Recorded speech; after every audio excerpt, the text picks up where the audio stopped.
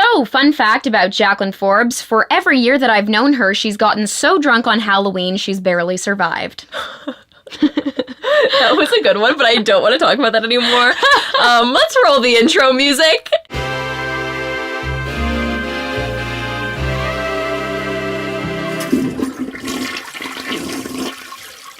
Well, that was a fun start to the episode. I love how we don't brief each other on what the fun facts are going to be, but that's the point of this. Welcome back to Poddy Talk, the podcast where we shit talk ourselves. I'm Jack. And I'm Tor. And today I think we should hop into some better memories. What are some favorites? Yeah, some favorites today. I feel like the way I always think about, like, my favorite things is when I perceive, like, telling them to other people. Like, I remember when I first started dating Adam, you really have to start to consider what your favorite things are, because, like, if they're gonna get you, like, birthday gifts or, like, you don't want to lie about your favorites, because, like, I've been in situations where I've, like, told guys I like something when I, like, don't actually like it. Oh yeah, I love sports. And then I'm really like, into it. Oh yeah. So I think being honest about your favorites, even if it's not popular, you know, like, I love hard-boiled eggs. Like, people hate that shit, and I'm like, yo, that's health. Me. That's health. Real. This is me. Yeah, like, it's so me, right? Yeah. So being honest about your favorites is key. So tell me some honest favorites, even if they're not, like, popular or cool. So if this was, like, a Tinder profile, yeah, if you were, like, list on out a date and a guy was like, so, Jaclyn, like, what are some of your favorite things? So, okay, this is, I've never had issues with, like... Oh, I know some of your favorite things. Yeah. Wait, let's see if they're aligned. Okay. Let me say them first, and then I can say.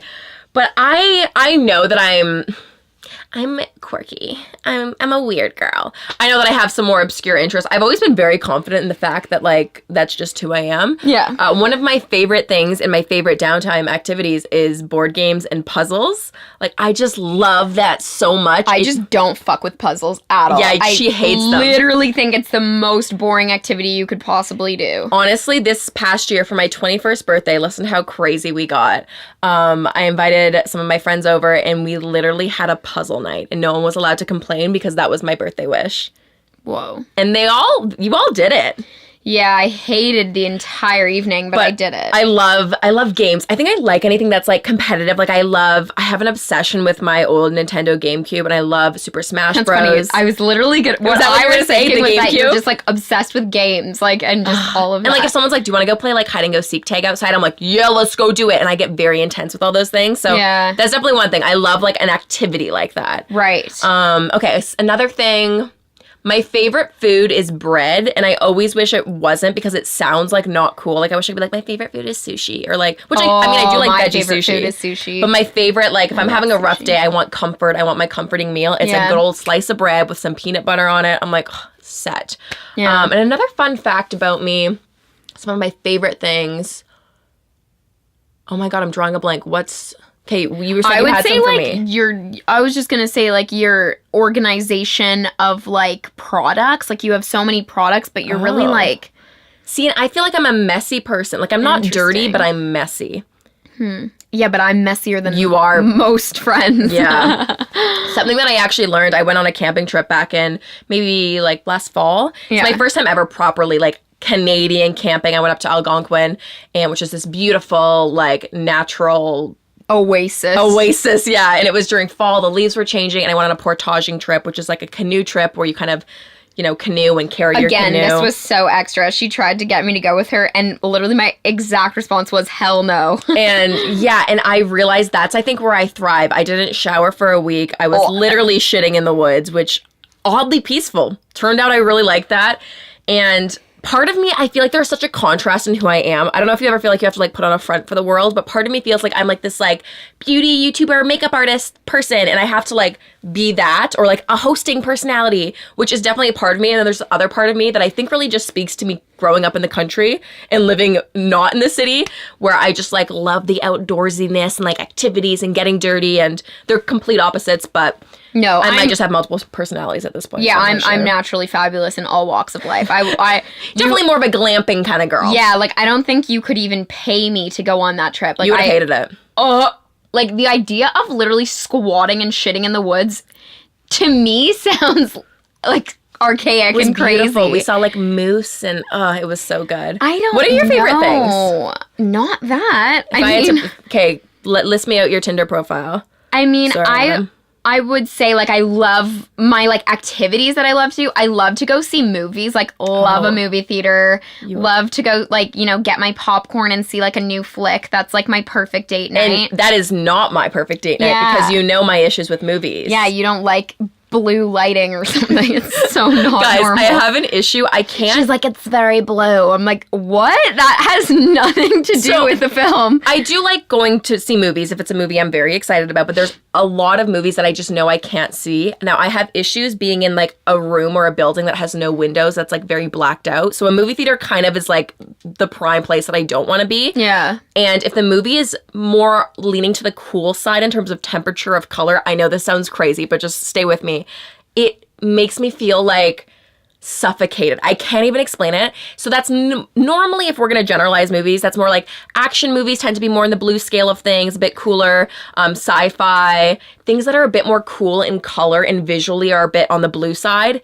I cannot see those movies in theater. This literally makes no sense every time you explain it. And I just want to say, as someone who studied film, this gives me major anxiety. The worst one, you go, hey, Jaclyn, let's go watch Aquaman in theaters. And I go, that is a major no. I can tell you right now that is not going to happen. It's so blue. I'm like, oh, I can't do God. it. But you definitely are a movie buff. That is for sure one fun fact. Love going to the movies. I also am just like a very like out and about type of person. Like I often will like go to bars and like have a cocktail on my own. Like I've always been like that since I was young. I remember underage drinking in New York City and being like 16 and taking myself out to the bars, and people just thought I was older, so they'd always just offer me cocktails and I'd make all these friends and I would just like make friends with everyone, and I continue to love to do that. You love Mercer Kitchen Burgers, and that made me think of the story. The Mercer Kitchen in New York. If anyone's in the city, you gotta go there. Their burgers are just unreal. That's when you first, though, confessed. You're like, actually, Jaclyn, like when I lived out here a little bit, like I would do everything on my own. Yeah. I would just come out to dinner, take myself out to dinner alone. And I was like, wow, like I am very much so a people person, which you are too, but I'm not, I would never take myself out to dinner. I mean, if I was very hungry, maybe, but like, you'd be like, no, I like get up and like get done up and like go out to dinner I'll like just for fully myself. like look glam and like go for dinner. I continue to do that. I think it's important. I think you should be able to have a meal with yourself and like not feel weird about that. And also, it's I always feel like you make so many random friends when you do stuff like that, because it's really easy to approach someone when they're alone. Like I think when you're with a group of friends, you immediately become a little intimidating. But I've met like girls that way, I've met guys that way. Like it's friendly and fun, and yeah, no, that's definitely a very Torri thing. Just take herself for a night out by herself. Yeah, love that. And then another favorite thing of yours, let's think. I mean, yeah, I love food. I love shopping. I was going to say clothes. You really are a true clothes horse. What? Clothes horse? Have you ever heard that? I feel like my mom used to say that. Oh, you're such a clothes horse. Maybe I'm wrong. You know, when you like mishear. This is like my mom used to say, oh, you fly by the seat in your pants. Like meaning you kind of like. Yeah. I know the saying. But apparently it's seat of your pants?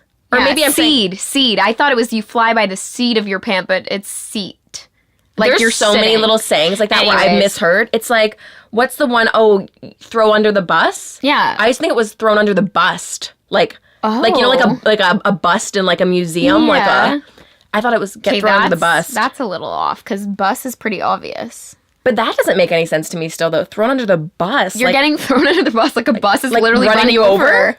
That's it's crazy. It's like if someone literally does you dirty and throws you under the bus. Like kills you, murders like Mean Girls, you. like legit Mean Girls. That's the analogy. We've misheard a lot of sayings in our lifetime. Sweet Lord. Favorites for sure. That is on brand for you. Clothing.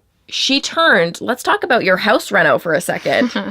You had a 1+, which was supposed to be, I guess, an office. It was what a normal person would do. It was an office when I bought the condo, and then I renovated it and turned it into just a massive walk-in closet. It's honestly really iconic. And I can't even lie. Barely like fits all my things. You're still overflowing out of it. Yeah, it actually still overflows. Despite customizing this for your wardrobe. Yeah, that's a problem. But again, like this goes back to like influences and favorites. Like I grew up watching so much Sex and the City and so much Gossip Girl that I know it sounds crazy, but I really feel like those shows influenced my shopping habits, the way I perceived... In a negative way? Yeah, well, kind of. Like, the way I perceived, like, glamorous things, luxury, all of these things. Like, knowing what a Manolo Blahnik is at, like, 16 and thinking I deserved a $400 shoe. That changes someone. Maybe not thinking I deserved it, but knowing that it was aspirational for me and that I wanted it. I'm not mad about it. Like, my collection is amazing. So, like, I'm not, like, complaining. I'm just saying it's interesting, like, what media you consume and how that can really influence the way you perceive yourself. I also would argue that I feel like when I was in high school, and even though I feel like I came from a small town, it wasn't very competitive or very, like, you need designer this, you need designer that. But I was way more conscious of, like, the materialistic things that I had or didn't have at that age. Right. Whereas, like, in high school, I'd be like, oh, I don't want to, like, be wearing the same outfit every week. Whereas by the end of high school, I literally lived in our school sweatshirt and leggings, and I looked so gross. But I was way more conscious when I was more around other people. And now that I work more mainly from home, I feel like I don't care about clothes at all, which I know is ironic because we're sitting in my closet and there's a ton of clothes behind us. But for the podcast people that aren't seeing the visual, we film all these episodes in a closet for context. But now that I just work from home and just kind of shoot videos, I have an extensive range of shirts so that way I can change my shirt up in my videos, but I don't care about that stuff anymore. It's so weird how your, like, tastes change, and I'm like, did I only care about it because other people were telling me to care about materialistic things? I don't know. And it's ironic because, again, I feel like we work in a very consumer-driven industry. Like, we're in the more beauty fashion world, and that's the industry that says, go buy this. Your clothes are a week old. You can't wear that outfit twice. Right. Like, we're in the antithesis. Antithesis? Am I saying that right? Antithesis. I shouldn't use big words that I don't know how to pronounce. But yeah, I feel like our industries are the prime and the peak of that. But I feel like personally, I don't really fall victim to it as often. Yeah. I think I just love it, and I always have. Yeah. So it's more just like a personal love that was obviously enhanced probably by the media I consume, for sure. Yeah. But I think it hasn't really changed. Like, I remember being, like, 2 years old and, like, always just wanting to be in gowns, and, like, I'm still continue to be overdressed for everything. Yeah. Like, it just plays into my personality. What are some things that you find that either the media or even, like, Instagram has made you go out and buy?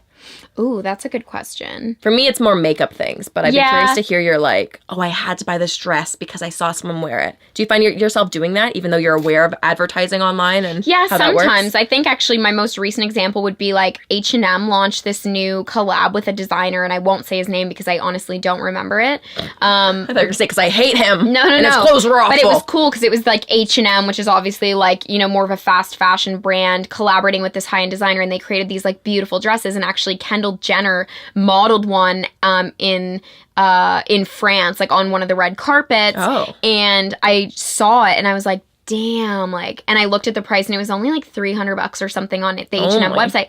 So, well, $300 for H&M, that's expensive. For H&M, yeah. And so I didn't buy it, but that was a moment where I was like, like, I love the dress, and, like, she definitely wore it really nicely and, like, influenced me to love it more. So, I mean, I know influencer marketing works because I've definitely bought so many things based on what people have recommended.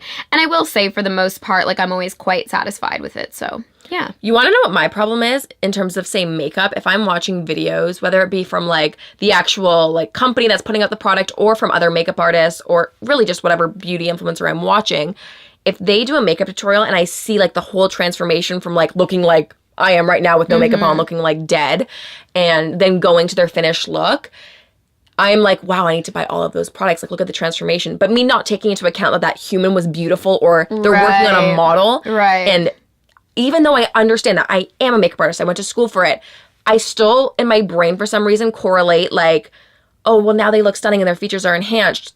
That must mean those products are amazing. I need to buy all of them. Whereas it's like, no, they had great features to begin with. You're not buying those lips. Was done really You're not nicely. buying their eye shape. That's just, those are their natural features. That's how I feel when I watch the Victoria's Secret fashion show. I'm like, oh, beautiful. And then I'm like, oh, just kidding. I'm not shopping the model's body. I'm just literally get the lingerie that will not look like that on me. Yeah, and that's the thing. And then you end up it's like, shopping online. You're like, oh, that looks so amazing on the model. I want to buy it. And you're like, oh no, I've got big boobs. That V-neck is not going to work. Yeah. Yeah, it's so weird. I still find I, like, fall into that trap of, oh, it looks great on them. Like, it's going to work for me.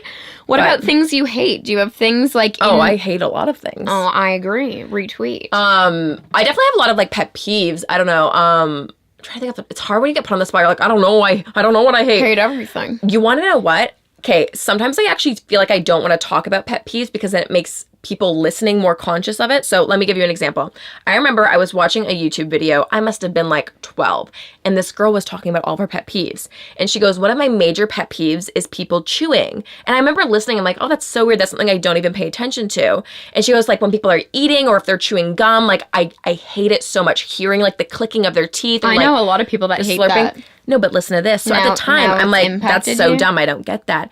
And now that is one of my biggest pet peeves because I'm so aware of it now. What? And oh my God, like if someone's eating dinner across from me and they're like making, it's not even necessarily like the teeth hitting or the metal hitting the teeth, like from the cutlery. It's like the actual like moisture noises of like That's so interesting. It turns my stomach and it will like truly put me off like food. And oh my God bless my grandpa. My grandpa has the most intense chew ever, and anyone in my family will know what I'm talking about. And then sometimes he's just chewing the food and I'm like, Grandpa, you gotta sort that out. Whoa. That's probably my biggest pet peeve. It's just like intense chewing. I just think it's revolting. That's crazy. What about you? Do you have like a major pet peeve? Slow walkers. They can just truly fuck right off. Like I hate like when you're walking, okay, and then I also have road rage on top of that. So like as a driver, I have road rage, but then as a pedestrian, I have pedestrian rage because I hate slow walkers, but then I also like detest slow, horrible drivers. So like I'm just like in rage on the streets. You're basically just impatient. That's what you're getting. Well, yeah. So like my biggest flaw in life for sure is my impatience or my like lack of ability to, you know, wait around for things to happen. Mm-hmm. But I like a slow walker, any kind of road rage, it's just that kills me. I actually do have a term for slow walkers because that's something that also affects me personally. Yeah. I don't like it. Well, it's not the thing. It's if you want to walk slow, that's fine. I get it. We all have different paces. My thing is if they're a clogger, and that's what I call them. I call them cloggers. So say this would, perfect example, be a group of people. Maybe they're a family. Maybe they're tourists. Yeah. Great. They're so excited to see the city. But then their family of 8 is now completely horizontal across the entire sidewalk and you can't even pass. And they're just like a wall of people. Hate that. And you're like, guys, if you're going to walk slow, you got to leave a passing lane. So I hate cloggers. It's just, it's like a bit like disrespectful, I find. And I hate it. Something that I didn't realize when I first moved to the city was like an escalator courtesy. On the escalators, you have to stand on the right-hand side and leave a passing lane if someone wants to hike up the escalator versus just stand and wait.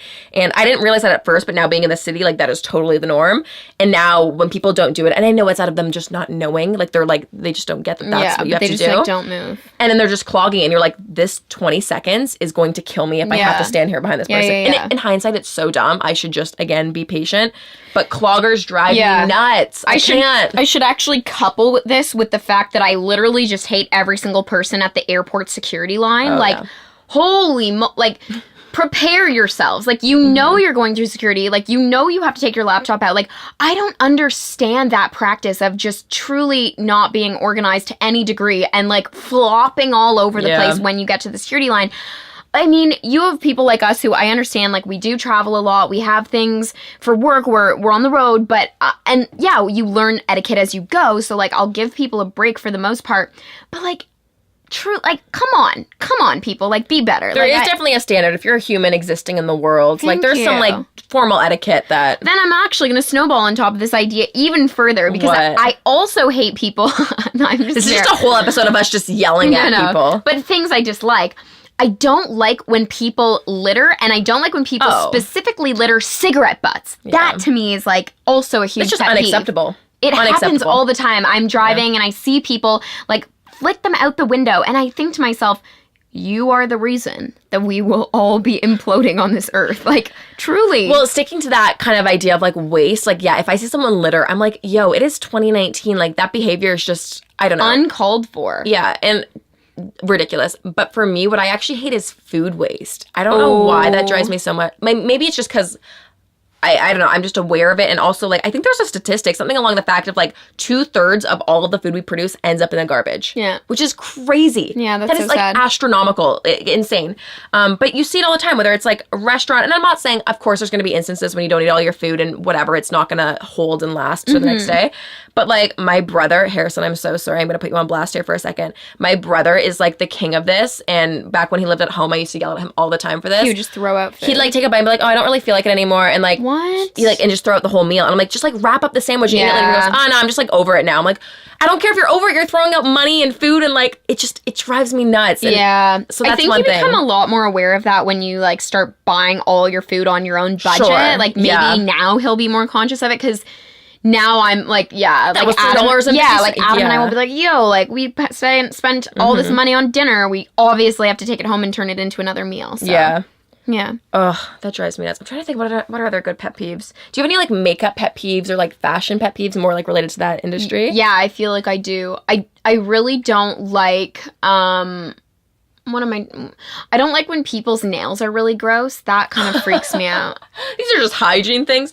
No, but, like, or, like, chipped nail polish is, like, bleh. Oh, I used to do that all the time. I was the worst. I at don't that. like that.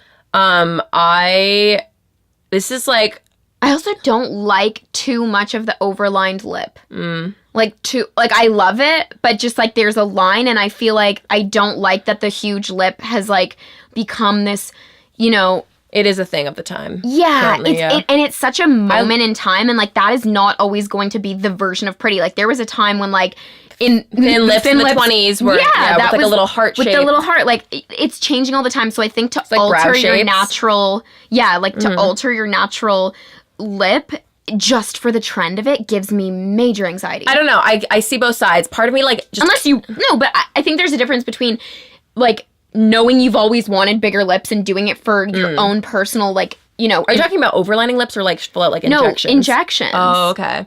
I don't know. I feel like certain types of ways better. Like, I agree in the sense that I look back even in some videos, like a video that I posted last week where I overlined my lip and I'm like, oh, that was a little too crazy. Like, I'm going to regret that majorly in 10 years looking back.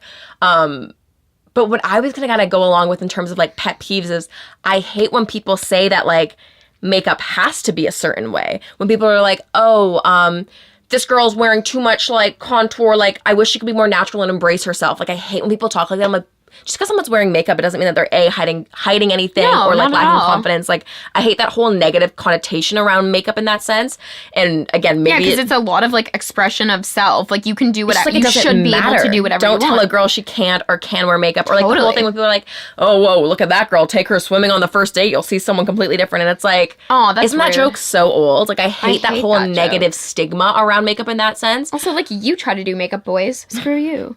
But yeah, no, that drives me nuts. But I don't know, I guess talking more about, like, injections and stuff, it's something that I don't have a problem with it. I've always been of the mindset, like, if you want to get something done or changed, do it. But I think it's important to be aware that a lot of these things are passing trends. I totally agree. I 100% am aligned with that, and you should be able to do whatever ever makes you happy and makes you feel more beautiful. I just get afraid that younger girls are following into it because of the trend. Because Kylie Jenner has these lips. Because the supermodels have these lips. So this is my fear, actually, of current beauty trends that, like, people will ask me and be like, yo, as a makeup artist, like, what's your opinion on this? And this is interesting because I have a lot of friends who have gotten this done. Yeah. People that I know, and this is microblading. Ooh. So this is a very interesting conversation because this was always my approach to it. So I used to always say, well, in some instances, I think it makes sense. If someone, say, is dealing with, sometimes like, alopecia or, like, has hair loss or their eyebrows are thinning out and they feel more confident in knowing that they don't need to wake up and do their eyebrows and can get this semi-permanent tattoo to enhance that, I'm like, yeah, that makes total sense to me. Where I always find, I guess it's like everything, though. There is a line, I guess, with everything. In my, I guess, concern, or where I would, like, put some caution onto some people who are considering it. So say it's like a girl who has somewhat full eyebrows, but she prefers more of the Instagram thick, boxy, fade eyebrow trend. Yeah. And that's what she wants to get tattooed on her face. One thing to remember is, A, it is a tattoo. It is semi-permanent, but it's still a tattoo. That's your face. Yeah. And a second thing is, if you look, kind of scale back and look into the longer, bigger picture of history. And again, going back to the whole idea of how trends evolve and how things cycle through. Back in the 20s, it was thin, very high arched eyebrows. And just like it was in the 90s, very thin eyebrows. And I do fear that getting such a bold shape tattooed on your face is something that might not be timeless. But if that's what someone wants in the current time, then whatever. I guess I would just maybe shy more towards the idea of just filling out the brows versus giving it this crazy shape. And if you don't need it, it's then don't get it just because of the trend. Yeah, it is going to be interesting. We all know I fell into the eyelash trend for way too long. Oh, yeah. Talk about that, because I met you when you were wearing crazy long extensions 24/7. I had extensions, eyelash extensions, I want to say for 4 years consecutively. I never took a break. Not once. That's crazy. And imagine you're also spending about $120 every single time you go, which is like 3 to 4 weeks. So I can't even begin to imagine the type of money I actually wasted. Maybe not wasted. I knew I liked them at the time, but again, it's that whole like beauty trend. And like now, I mean, I got them removed, December? So I've had them off for a couple months. Only December? Maybe earlier. Maybe it was September. Okay. They've been off for a little while. Yeah, they've been off for like a good amount of time. And like you really just get used to it. And your natural lash like will grow back. And then you're like, oh, like I don't need that to feel pretty. Like maybe it's like a crutch, or you think your eyes look prettier, or whatever it is. But I don't know. It definitely is confronting at first, because I've dabbled in like different eyelash trends. And also I want to like almost put a little disclaimer out. Like all these things are so fun to explore ways to alter your looks or enhance things. Like that is the most fun. Oh, I was obsessed with them. Hence why I had them for 4 years. I'm fascinated with all of that. And I think it's so cool when you see what beauty trends do come and go. But it is kind of scary, because I was also in the same loop for a while. I was getting some eyelash extensions.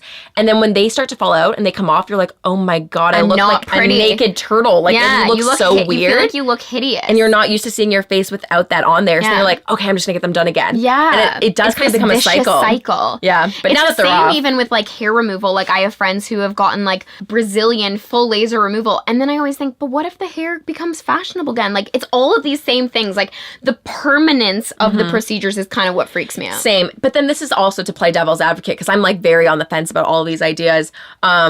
If you're talking about tattoos, and this has been my stance with tattoos, which is different, I guess, from beauty trends, because although I actually have no tattoos right now, I love them. I'm sure I will get some in my life. Yeah. My whole thing is, well, if you wanted it at one point, how can you ever regret it? If at one point that's exactly what I wanted, then that's just part of the story. That's what's on my body. If it grows, if it ages weird, whatever, that's just how it is.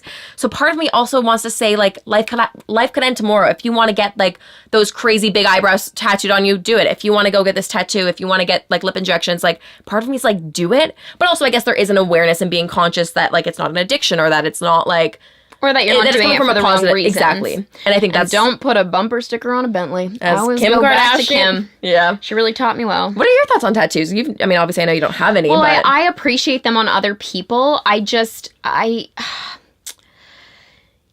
have very mixed reviews. Like, there, no matter what, still is this connotation. They're very much tied to the creative industries. It's very much, you know what I mean? Like, it is very, not blue collar, because that's definitely not the word, but there's something about them that, like, if you had one and you were trying to get hired at like a corporate law firm, people have a weird connotation about them. Do you think still nowadays, though? I really do. And really? I don't. I really do. Like, I think if you're going into an interview and you have a tattoo coming up your hand, I think no matter what, whether someone is doing it subconsciously or consciously, I'm not saying I would as an employer, but I'm just saying I think that people have an opinion about it. Do you think those people are dying out, though? Like, I kind of do. I hope so. I hope they're dying out. Because I don't think anyone should be judged based on a tattoo. Yeah. But I do think that it still exists.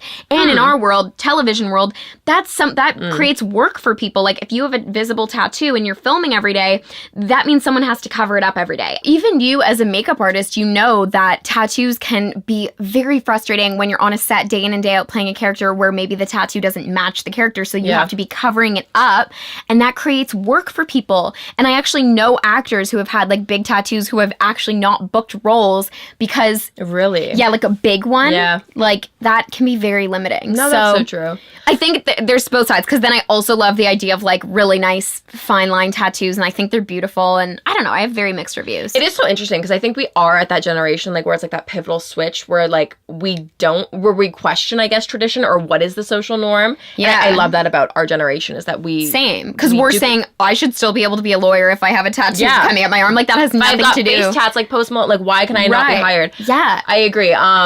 It is interesting. I feel lucky that we live in this generation and the time that we do, because we can question it. Exactly. And again, I think we are fortunate, though. Maybe we are in our own little bubble in the sense that since we are in more of a creative field, that is like just kind of the norm, and everyone has tattoos or everyone has modifications or whatever, and that seems so normal, I guess you would say. Yeah. But I'm curious if in other areas, or if I say still lived in a small town, if that would be shocking. Yeah, that was like rebellious. Like, they're like so liberal about it. Yeah. You know? Very interesting. Yeah. But no, I'm definitely team tattoo, team do what you want with your body. I agree. And also, like, life is short, so as long as you're making decisions for the right reasons and you're very aware of that. I agree. Do what you want with my body. Okay. Is that a Gaga song? Yeah, that is. Yeah. Love. Oh, speaking of favorites, favorite artists. Oh my God. Well, we died when A Star Is Born came out. Yeah, we cried in the theaters. That was great. I just feel like I've always had this profound respect for Lady Gaga. I love her. It's weird. Like, I'm not like a diehard super fan. I couldn't tell you all these crazy fun facts or like what her blood type is or like where she was even born. Actually, I think she was born in New York. Was she? I don't know. I'm not like a crazy super fan about her, but there's something that I respect her so much. Yeah. And I feel like I say this all the time. I just find her so fascinating. She is fascinating. Yeah. I love her. I love her too. She's someone that I just like really, truly, deeply respect. If you had to pick like 3 people to go to dinner with that are currently alive, actually, I'll say fictitious or real life humans or past, who would you pick? Okay. 3 dinner guests. Viola Davis, 100%. Just that is your true form. She's just so beautiful. I love her work. She's a star. And while I'm at it, Meryl Streep, because I mean, like, I would just love to have a conversation with those women, and again, women that have really paved the way for performers in the creative industries, in film, women in film specifically, like, you know, something that I'm passionate about. I just think they're such trailblazers in that way, and it would be really cool to pick their brains, and I'm sure they have insane stories. I would love to learn. And then beyond that, I guess I would say, I'm trying to think of maybe, and honestly, like, I'm going to just go true form, Taylor Swift. I'd love to meet her. And like, I'm a secret closet fan, I guess I would say. Not a closet. You're not. You're very vocal about your love for Taylor Swift. I guess I am. Yeah, I'm a vocal. I've been to all of her concerts. She reminds me of my childhood. There's a nostalgia attached, but I also just love her ability to write songs, and again, a woman in music who's, you know, in my opinion, made a real difference. So I guess if I pick someone like that, more of like someone I grew up loving, I would have to pick Miley Cyrus. Yeah. I mean, I know you love her too, but of course. Miley to me is just, I find iconic. her iconic, hilarious, but beyond like her humor and I think her skill and like obviously her talent, I think she's doing really great things for the world. And she has so many great initiatives. Her Happy Hippie Foundation. Like, as much as people want to say, oh, Miley got so crazy, she cut her hair off and like that whole like wrecking ball phase. It's like, she's a very clever businesswoman. I was going to say, there was strategy behind everything. And it's also funny to me how us as a society, we think that someone cutting their hair off and like being more like edgy is that they're losing their mind. That's hilarious to me. And I think she sees the humor in that, and I just feel aligned. And then she almost like plays more into it, which is even better. Like, why not give people something to talk about? I think she's very clever, but I think truly at her core, she's a really great person. And so I think she definitely would be someone interesting. I think she would have some fun things to say, but I think at her core, she's also a really great person. From what I gather from interviews and what I've heard of her. Yeah. I would also say, I mean, I would love Michelle Obama to join my dinner. Oof, she might be too good for my dinner, but I would love to have her. She again would be someone with like crazy insight and stories. It's the stories I would love to know. Yeah, that's the thing. I would love to like talk to them off the record and just be like, yo, so spill it all. Tell me everything. Tell me. And then I guess a third person, I feel like I'd want to pick a guy just to have some male energy in there, but I feel like I'd want to pick like Ellen. I find a lot of females inspiring. I think she's really cool. I would love to hear about her struggles, and I know she has like a very interesting story. If I had to bring a guy in, I think Jimmy Kimmel would be. Oh, okay. Really? That's who you pick out of everyone? Like, I mean, I love Jimmy Kimmel, but maybe not. I don't know. He just came to my mind because you said Ellen, so then like I thought host. Yeah. Well, what I find fascinating about someone like an Ellen is that she is such like, I mean, I guess in my opinion, like a worldwide name, like everyone in the entertainment industry, if you say Ellen, you know who that is. Like, she's just made a real impact. Yeah. I'm trying to think though if I had to pick a guy. I feel like Matt Damon. If we're talking about crushes, hot people, I'll take Harry Styles. I'll take Zac Efron. You know, there's some hot people that I would love to meet, but I feel like a lot of my role models or people that I look up to are females, and I don't know if that's a conscious choice or not. I agree. Like in terms of in terms of careers I look up to and people that I would want actual advice from, even Mindy Kaling. I loved her books, her novels. Like I didn't read any of them. Were they good? I've got them. I'll bring them to you. Okay. Highly recommend. Funny, witty, all of the things. Very Tina Fey vibes. You know. Actually love Tina too. Amy Poehler. Let's just throw them all. Dinner party. Guys, if you're listening, just we're hosting. Come on over. Oh, wouldn't that be the dream that one day we actually have dinner with these people and someone can use a cut of this and be like, look they talked about this back in 2019. Yeah. 2020 is going to be a crazy year to hit. That just sounds, it's the roaring 20s, like back in the 1920s. Yeah. What I find so interesting though about this day and age, and this is such a simple concept, but it does strike me often. The fact that we have obviously like video diaries of our day-to-day life with things like YouTube. You have Twitter, which is like literally a visual diary for the world to see. Kids 100 years from now, instead of like looking at history books, they can be like, oh, let's go see what kids our age were tweeting back in 2015, like what they were interested in, like what they were watching. Do you think it'll be that accessible? Well, I'm sure there's going to be archives of all this stuff forever. Like, it's the internet. Nothing disappears, right? There's going to be archives of all of this, I'm sure. I don't think it'll go away. So interesting. And, like, what an interesting resource to look back and be like, oh, this is a video from 100 years ago. Yeah. Like, oh, this is what some girl was eating. Or, like, this is what some girl's opinion was about that. Like, that is crazy to me. I'm so fascinated by the future. For me, history, I mean, obviously, history is important. Look back, know your stuff. But thinking about the future is like the craziest. It gives me so many fears in terms of environmental sustainability, which I could go off on a whole podcast about. So true. So scary. But also exciting to see what progress also continues to happen. It's true. We're just at the beginning. That's what I'm saying. We're like that generation that's kind of like I don't want to say the tipping point, but like we're going to see it all. We're a cuspy generation. Oh, that kind of also overwhelms me though. It's we've got a lot of responsibility here and we need to do well by it, you know? It's just crazy. We're at that time. We're adults now. I'm 21. That's like officially That's very full adult. On adult. You can have 22. A drink in the USA. Woo. Yeah, it's weird though. I feel like in some ways, I always say this, I feel like I am still 12 and I'm very naive and just like always excited to learn and feel like I don't know anything in some senses. Yeah. And I don't necessarily give myself enough credit, even though I know that I am educated about certain things. Anyways, that's a whole other thing. But on the flip side of that, I do feel like so much older than other people my age because of, I don't know if it's maybe necessarily my career or just like the way that I am, but this age specifically that I'm at, like at 21, this is when some of my friends are, you know, just graduating university or college, or some of them have kind of deferred it and they're just starting that path of their life. Yeah. And I feel like, I mean, I finished my post-secondary education when I was 17, so I feel like so, not beyond that, but just at a different stage. And it's weird that at this age, all of us who grew up together, we're all friends, we all went to high school together, we're all at such different phases of our lives right now. And that is like so crazy to me and makes me feel somewhat alone, but also on the right, I don't know. Yeah. Do you feel like you're your age or? I just feel old. I just feel really old. A grandma? No, but I guess it again goes back to like when you start your career. Like I feel like I've been working in the industry for now almost a decade. And I'm 22, but I've been working for 10 years. So I think already you kind of heighten your expectations for where you're moving forward in your career because when you've already done a lot, then you feel like you have to keep going. And that's kind of exhausting. But I mean, it's not like we haven't made mistakes along the way. I mean, we've obviously made so many mistakes along the way. In terms of career, you're saying? Yeah, like I'm just trying to think of like bad sponsorships or like bad things that I've decided to do in my little span of my influencer career, and I can just only laugh at myself. I mean, I remember one of the first paid gigs I was offered. It was probably almost 5 years ago now, and it was like a couple Instagram posts. But I think it was for like literally like cheese in a bottle.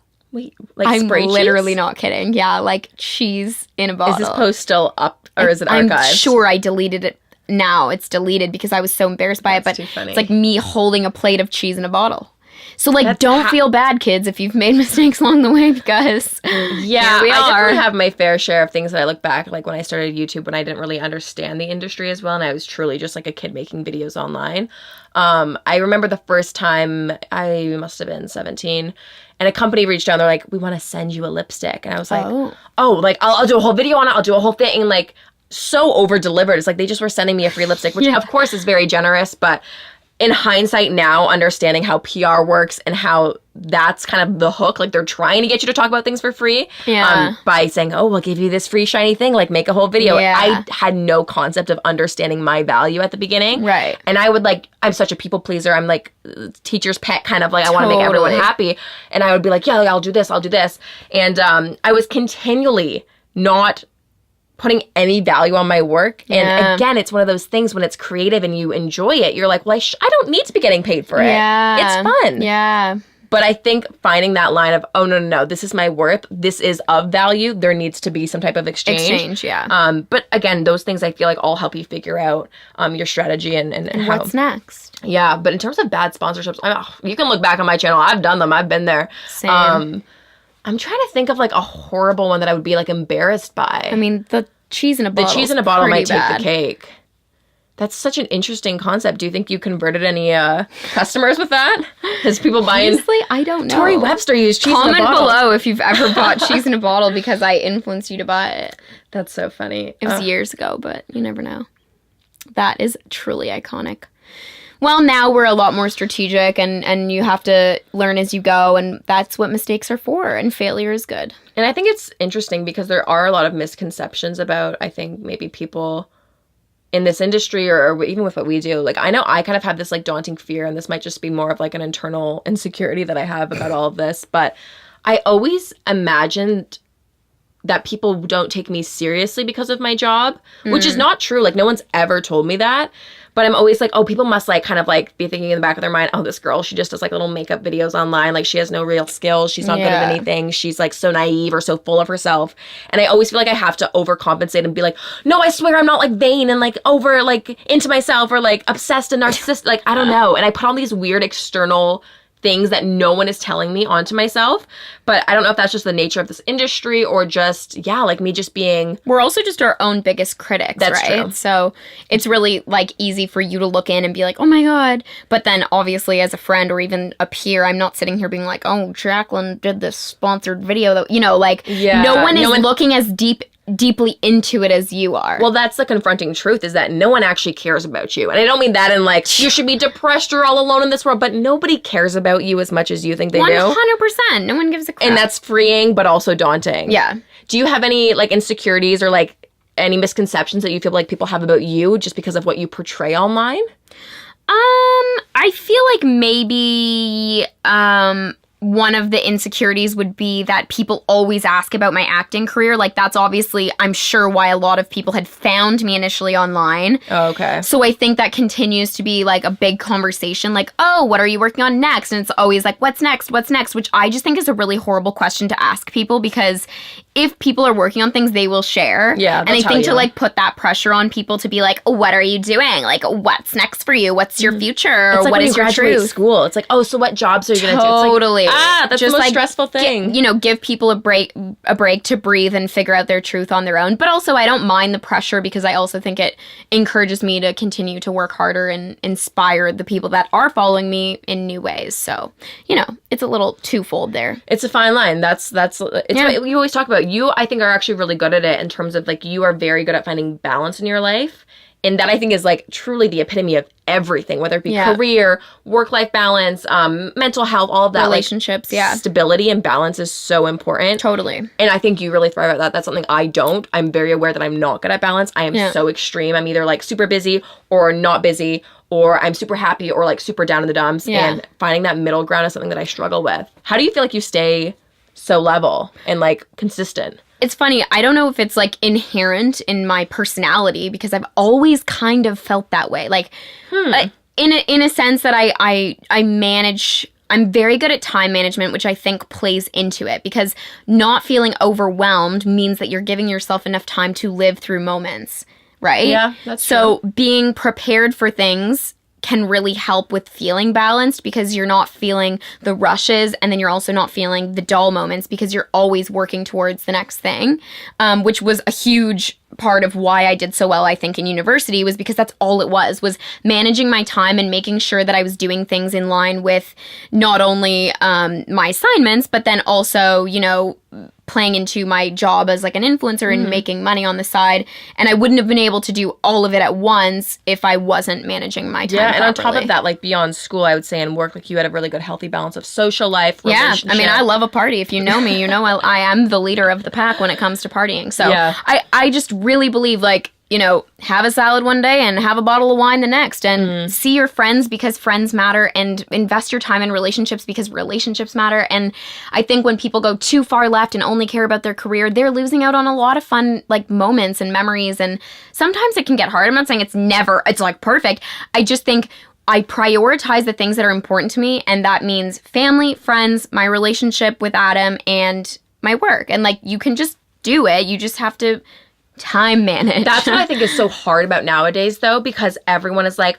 rise and grind, hustle, hustle, hustle, like it's Motivation a part of the Monday. culture to do that, which to is burn yourself so out. Annoying. Yeah. And that's not sustainable. And burnout is, like, so real, and it has fully happened to me, and it's overwhelming when you think you can do it all. Yeah. And that's an important skill, I think, also, to recognize when you do need help. Yeah. Or recognize, like, I'm also very good at being selfish with me time. And I think that's also played into my balance, is that I don't only rely on outside activities, sources, or people for my happiness. Like, I will spend a lot of time, like I said, going to dinners alone, going to a massage alone, you know, whatever it might be, going to yoga alone, whatever that might be, just to go into your own thoughts and refocus and recenter yourself. That's kind of always really helped me with balance, like the independence of it all. I think maybe that's where I struggle. I feel like I'm someone that is very much so like, oh, if I'm dealing with something, I want a distraction. Let's go like hang out with so-and-so, or let's go do this. And I like... I keep myself busy, so it forces me never to have those moments to like inwardly reflect and be like, oh, I'm actually dealing with this right now, like I don't want to. And that's my problem, though, is that like I'll force myself to be so busy. Yeah. And it's like, I feel like my mom always says this to me. She goes, Jack, you live on the high highs and the low lows. And it's true. And I always would be like, well, it's not my fault. It's like the type of lifestyle I live. Like, I'll be off doing this amazing fun thing and traveling for work and then doing this. And then I come home and then at the end of the day, I'm like alone crashing. And I'm like so down on myself. And it's crazy. But the thing is, it is, I think, more of an individualized thing. I don't think it is necessarily a situational thing. It's easy to put the responsibility on that, but I don't think that's necessarily the truth. And I guess maybe the most important thing that I found is just trying to be able to talk about it and to recognize it more. Open about Whereas it, yeah. I find actually, this is, again, kind of maybe talking about the idea of stereotypes and what people imagine of you, is that I think people think I'm a very, like, open book and very, like, I share all these things about my life and you're actually in some not. ways, yeah, and in some ways, sure, that's true. I'm very comfortable, like, talking about my day or, like, sharing a makeup tutorial or doing things like that, more surface level things. But I think as a human, I'm actually, like, very private. And even with friends, I don't really talk about, like, super personal things that I'm dealing with or struggling with or things like that. That's true, actually. And, you are kind of personal in that way. Yeah. I never thought about that, but I don't true. think that's a good thing, actually. Yeah, I think I'm the total opposite of you. Like, I totally wear my heart on my sleeve. Like, everyone kind of, like, knows, all my close friends at least know basically everything that's going on in my life. But I think that allows you to grow faster because you're not holding on to it. The people around you are holding on to it. Like, with you. But it's not just you. Like, if I was, like, you know, struggling with a thing with Adam in my relationship and I said nothing to, like, you or Ken's or, like, one of my really close friends, then I think that would be overwhelming to me. Like, it would overwhelm me, and then I wouldn't be able to get better. But I think because I'm such an open book and I can just get it off my chest and, like, share it. And you can move on. Then I move on. I just don't think about it again. And I'm like, okay, I tackled that. Like, that's No, cool. that's definitely a good way to be. And I think it's like what everyone says, like, communication is like the core of all things, whether it be internal crisis with someone else, like having effective communication and being able to say how you're feeling. It's definitely, being vulnerable is a skill and it is hard, but there are so many positive things on the other side and so many ways to benefit from it. That's a good segue into some positive things. Want to share a rose? Yeah, this was oddly motivational today. Motivation. Do you want to share a rose of the day or the week? Yeah, and maybe I would a love thorn? to. Okay, so let me think. Roses and thorns. This is my favorite time. The roses that we're doing roses and thorns in the podcast. Yes. Another rose of today, of the moment. Oh, let me think. I've got a good one. My rose is that we're going to eat lunch after this. Oh, I was going to actually make it food related. I was going to say we have Dad's cookies in the house. Oh, we which got Dad's apparently cookies. Those are Canadian. No, I love that for us. There's a lot of uniquely obscure Canadian foods. Ketchup chips, yes. Nanaimo bars, poutine. Tim Hortons. What are other Canadian things? You know that all-dressed chips are Canadian? Wow, love that. It's like, people say it's like barely barbecue, but I'm like, all dressed is its own flavor. We're getting off topic. Okay, and a thorn of today. I would say that this light is making me a little hot. I was going to say, it is a little sweaty in here today. I'm definitely a little sweaty. A little hot in the closet. Oh, I know what a rose is going to be. I have it. I'm replacing my rose. Okay. Reverse. A rose is that I don't have to get ready and put on makeup for these podcasts. Yeah. I can look as ugly as I want to, and just like, it's freeing, feeling like I don't need to be like done up for the camera Yeah, and I like love that. trying to be this thing. It's like I can just exist. You guys are getting the raw version. You're getting of the us. real version of us today. Yeah. Yeah, no, that's been really nice. And then I guess do I do a thorn? Or you can do a rosebud. Rosebud. Something I'm looking forward to is...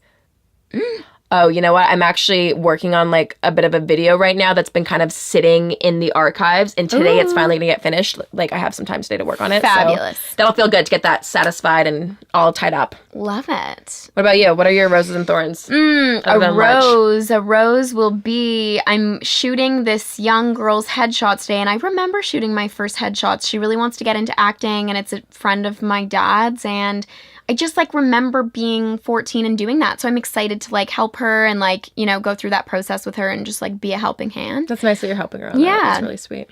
And then I would say another rose. I'm doing a cool like park cleanup this week on Thursday, and then I'm actually doing another one on Saturday. Wait, Are you I'm doing going it to that too. To both? No, just the one on Thursday? Saturday. Yeah. Okay, so wow, yeah. that's funny. We're both cleaning on Saturday, cleaning up the oceans on Saturday. So yeah, I'm excited to like be a part of a good I'm cause. so glad you're doing that. That's really fun. Yeah. And then what else? A thorn. What's something bad you want to get off your chest? Let it out. Be honest. I'm sad that the weather's bad today. We were on such a good roll, and then now it's like rainy and sad. And then a rosebud, I'm looking forward to seeing the comments below this video when we talk about slow walkers. Team cloggers. Team cloggers. Disperse. Anyways, I hope that you guys enjoyed today's podcast episode. This was a fun one for us to film and rant and get some things off our chest. Anyways, thanks guys so much for watching this episode of Poddy Talk, the podcast where we shit talk ourselves. I'm Jack. And I'm Tor. And this has been another episode. Over and out. Bye. Peace.